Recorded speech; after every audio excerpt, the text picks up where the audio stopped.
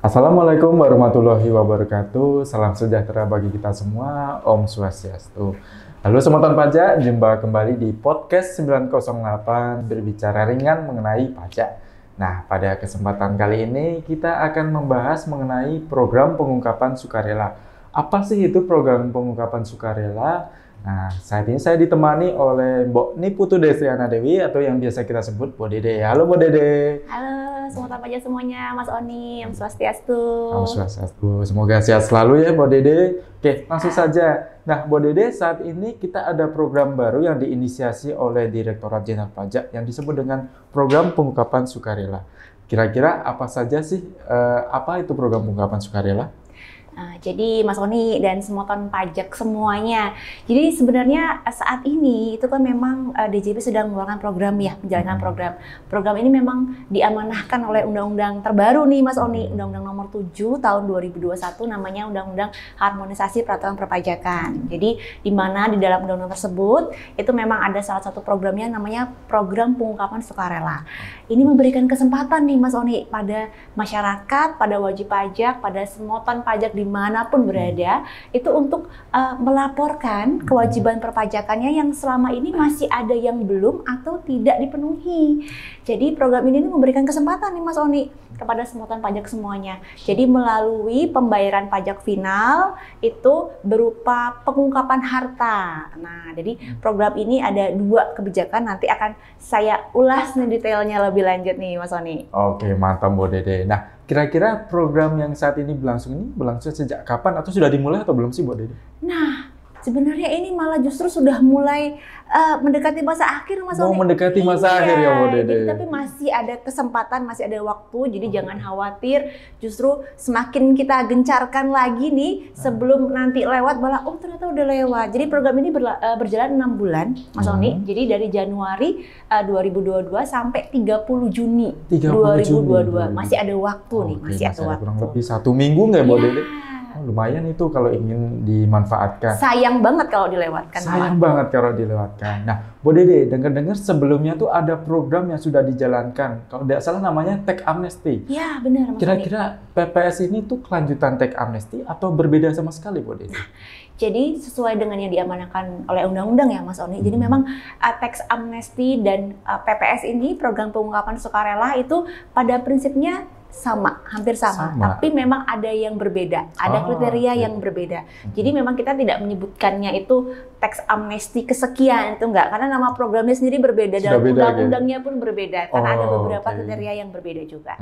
Oke, kalau begitu untuk wajib pajak atau Semoton Pajak yang sebelumnya sudah pernah ikut tax amnesty, apakah boleh untuk ikut program PPS yang kali ini, Mbok Dede? Oh, tentu, boleh banget. Boleh banget ya, Mbok Dede? Boleh banget.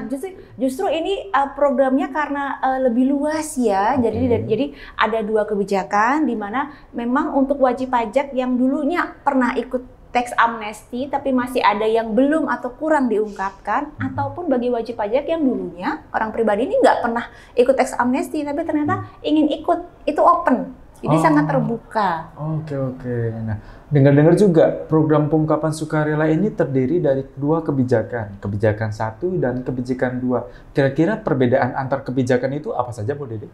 Nah, jadi tadi ya kan sudah dijelaskan memang ada sedikit perbedaan ya antara tax amnesty sama PPS ini. PPS ini memang ada dua kebijakan Semoton Pajak, Mas Oni. Jadi kebijakan 1 itu untuk wajib pajak badan dan orang pribadi yang dulunya itu pernah ikut tax amnesty tapi ternyata masih ada yang tidak atau kurang diungkap.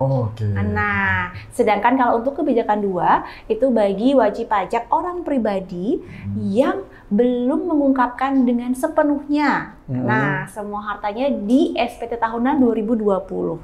Jadi memang ada dua perbedaan di kebijakan ini.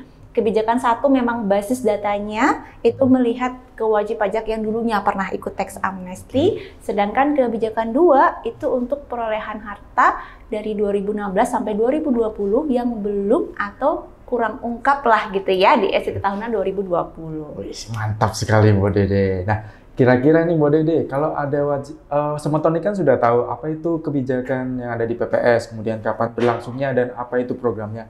Kira-kira manfaat apa saja yang akan diterima oleh Semoton Pajak ini kalau mereka mengikuti program pengungkapan sukarela ini? Nah, Mas Oni, ini nih yang menariknya ya. walaupun judulnya ini adalah program pengungkapan sukarela, jadi kan dari judulnya udah ketahuan ya, sukarela. Nah, jadi ini benar-benar open ke masyarakat bahwa ayo ini programnya sukarela loh. Tapi di balik itu manfaatnya luar biasa loh Mas Oni. Jadi semakin dengan berkembangnya kemajuan teknologi ya, DJP dalam hal ini juga mungkin kalau masyarakat lebih familiar dengan kantor pajak, ya, itu sudah membangun kerjasama nih dengan berbagai pihak, jadi dengan pihak ketiga. Jadi kami itu menerima banyak data dari pihak ketiga, baik itu dari perbankan, dari keuangan, dari pertanahan. Jadi sifatnya memang sudah kerjasama lah ya seperti itu. Nah, data-data tersebut kami sandingkan nih Mas Oni dengan pelaporan yang selama ini sudah masuk. Oke. Nah, jadi atas data tersebut kalau memang, jadi kita tuh sudah punya datanya sebenarnya. Nah, justru ini kesempatan nih bagi masyarakat, bagi semutan pajak semuanya. Kalau merasa memang, oh ternyata saya sepenuhnya selama ini tuh belum sepenuhnya, atau saya ada yang lupa nih lapornya. Ini kesempatan untuk memanfaatkan program ini. Jadi dengan melakukan pembayaran final atas pengungkapan harta dengan tarif yang jauh lebih kecil daripada nanti ketika data tersebut ditemukan oleh DJP dan dilakukan dalam pemeriksaan. Sanksinya jauh lebih besar. Jauh lebih besar ya? Iya. Tekor ya? Iya, padahal itu lumayan daripada membayar sanksi, mending uangnya kita gunakan untuk putar usaha lagi. Buat muter usaha lebih beruntung ya. Itu lebih menghasilkan sebenarnya. Benar sekali. Belum lagi kalau manfaat yang lain, dengan kita ikut program ini, tentu tidak akan melakukan pemeriksaan nih. Sudah ada rambu-rambunya dalam undang-undang, dalam PMK-nya. Jadi wajib pajak yang mengikuti program ini di tahun dia mengungkap itu tidak akan dilakukan pemeriksaan. Kemudian tentu saja karena sudah mengikuti program ini pasti akan terhindar dari pengenaan sanksi pemeriksaan tadi. Lumayan loh Mas Oni, itu sampai 200% loh. 200% boleh? Iya, 200%. Belum lagi atas semua data yang diungkapkan. Nah, jadi harta yang diikutkan program nih itu tidak akan digunakan sebagai dasar untuk dilakukan pemeriksaan lebih lanjut, penyidikan lebih lanjut. Jadi dianggap sudah selesai nih. Sudah clear. Fix, sudah clear. Nah, itu sudah beberapa manfaat yang poin-poinnya ya, belum lagi manfaat-manfaat yang lain. Masih banyak manfaat-manfaat lagi. Oke. Nah, kira-kira Mbak Dede, kalau ada semutan pajak yang tertarik dan ingin ikut, kira-kira berkas-berkas apa saja yang harus dipersiapkan? Nah, semutan pajak semuanya. Jadi karena ini programnya itu adalah kita melakukan pembayaran final dari pengungkapan harta, karena judulnya adalah basisnya harta. Tentu saja kita harus menyiapkan nih semutan pajak semua yang ingin ikut PPS ini, siapkan data harta yang ingin diikutkan dalam program ini. Kemudian yang menarik lagi Mas Oni, kalau memang seandainya atas harta yang ingin diikutkan program itu ada utang nih yang berkaitan, itu bisa diperhitungkan. Bisa diperhitungkan. Bisa diperhitungkan. Jadi siapkan selain data hartanya, siapkan juga data hutang yang berkaitan dengan harta yang ingin diikutkan program ini. Tentu saja jangan lupa disiapkan uangnya ya. Uangnya juga ya. Pembayarannya nanti semuanya online. Jadi ke bank, ke kantor pos bisa, ke bank, jadi ke tempat pembayaran ya. Jadi diingatkan lagi semutan pajak, kami petugas pajak ataupun direktur jenderal pajak itu tidak menerima pembayarannya, tapi yang melakukan menerima pembayaran adalah tempat pembayaran. Nah, dijamin aman gitu. Dijamin transparansinya juga. Iya. Oke, Mbak Dede. Nah, kira-kira kalau wajib pajak atau semutan pajak ini sudah mempersiapkan semua berkas-berkasnya, untuk mengikuti program itu mereka harus daftar di mana, atau apakah harus datang ke kantor pajak atau bisa online? Ini lagi nih Mas Oni. Jadi di era sekarang sudah semuanya digitalisasi ya. Digitalisasi. Iya, jadi banyak anak ini teman-teman milenial semua kan. Itu udah zamannya, kita juga DJP nggak mau ketinggalan nih. Sekarang semuanya bisa dilakukan dengan online.